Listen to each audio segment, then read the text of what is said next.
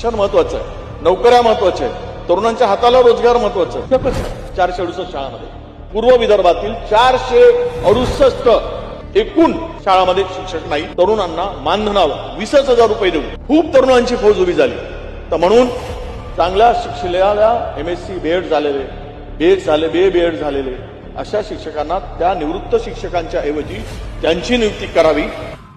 माननीय सदस्यांनी जरी लातूरचा प्रश्न उपस्थित केला तरी महाराष्ट्राच्या प्रश्नांच्या संदर्भात या ठिकाणी चर्चा आहे. अध्यक्षमध्ये 2-3 विषय येतात. हे सगळी चर्चा शेवट जाते कुठे तर पैशापाशी.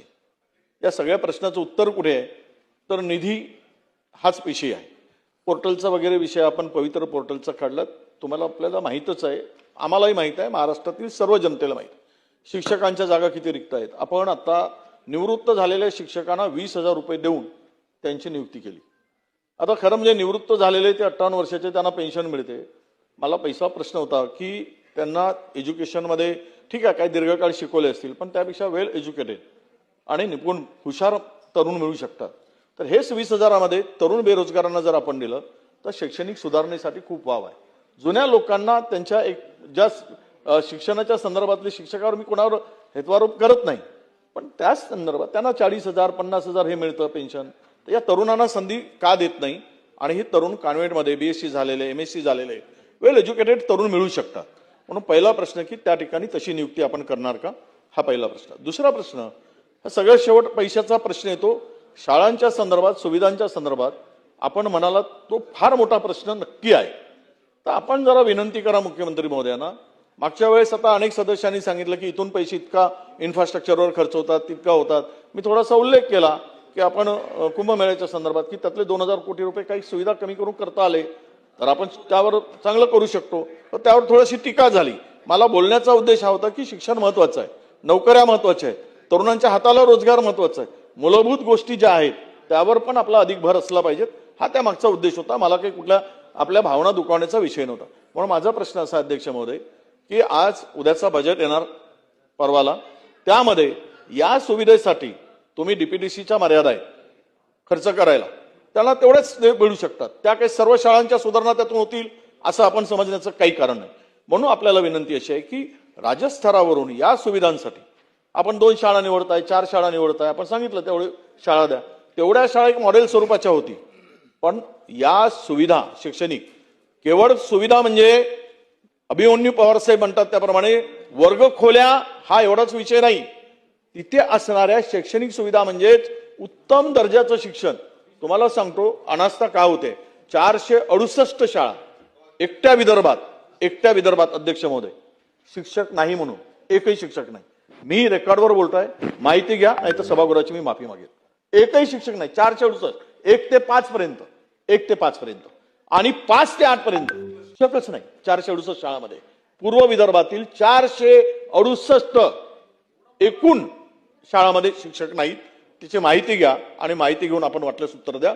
मी रेकॉर्डवर मी माफी मागेल सभागृहात, तुमची माफी मागेल जरी चुकीचं असेल तर. या झाल्यात 1 ते 5 पर्यंत. 5 ते 8 पर्यंत आपल्याला सांगतो 1,628 शिक्षक लागतात. 5 ते 8 पर्यंत 1,628 आपण पवित्र पोर्टलच्या माध्यमातून भरतो असं म्हणता येते. पण एवढ्या मोठ्या प्रमाणात जर विदर्भात असेल तर जे आता अभिमन्यू पवार साहेब सांगतायत, हो साहेब तुम्ही सांगतायत त्याप्रमाणे महाराष्ट्रामध्ये किती शिक्षकांच्या जागा रिक्त आहेत याचं एक जरा सांगा ना. आम्ही सांगतो आम्हाला ओढून लावता आपण पवित्र पोर्टल वगैरे करून भरतो, आज तशी बात होत नाहीये. तुम्ही सांगताला ते म्हणजे क्लिअर सांगतो मी. आपण वाईट वाटून घेऊ नका, आपल्याला मर्यादा आहे शिक्षण मंत्री म्हणून. शेवट पैसा कुठून आला देतील तर येतील.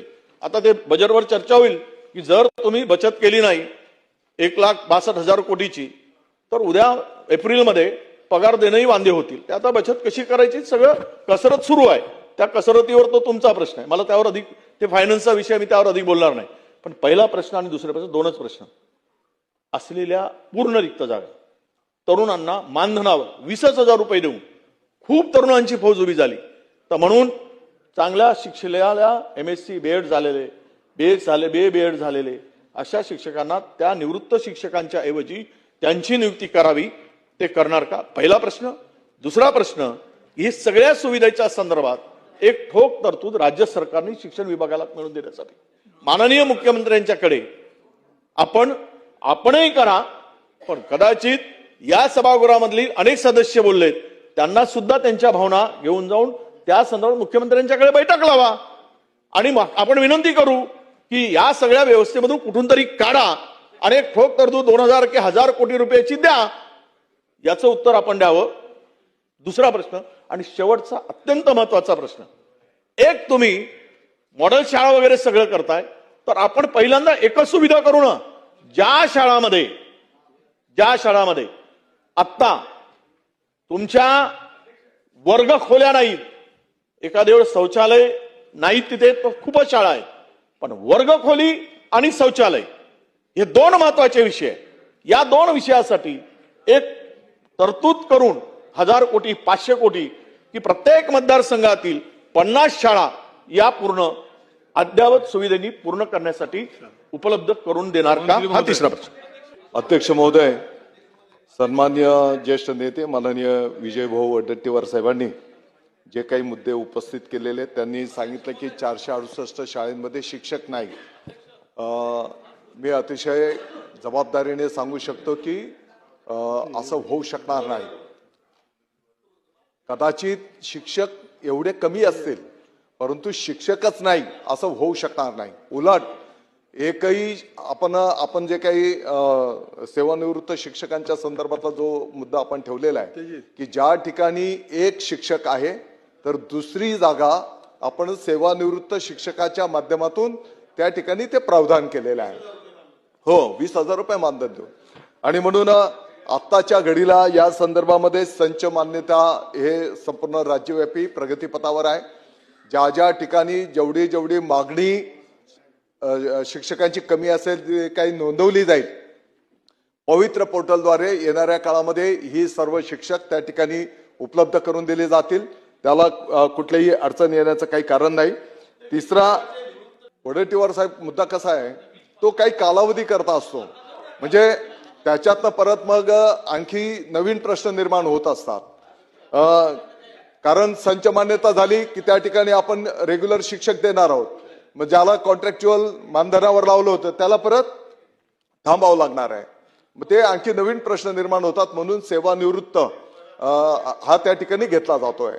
अध्यक्ष महोदय, आपण तिसरं जे काही सांगितलेलं आहे तर राज्यव्यापी आपण केंद्र ज्या शाळा आहेत त्यांना आपण फोकस केलेला आहे.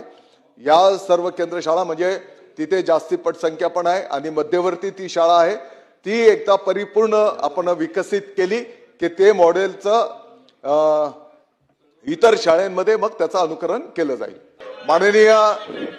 माननीय मुख्यमंत्री महोदय, या संदर्भामध्ये माननीय उपमुख्यमंत्री महोदय पण एक ठोस निधी देऊन संपूर्ण राज्याच्या या स्थानिक स्वराज्य संस्थेच्या शाळेच्या संदर्भामध्ये कसं आपण मार्गक्रमण करू शकतो या संदर्भामध्ये ते सकारात्मक आहेत. मला वाटतं की येणाऱ्या काळामध्ये या संदर्भातला सकारात्मक निर्णय होईल.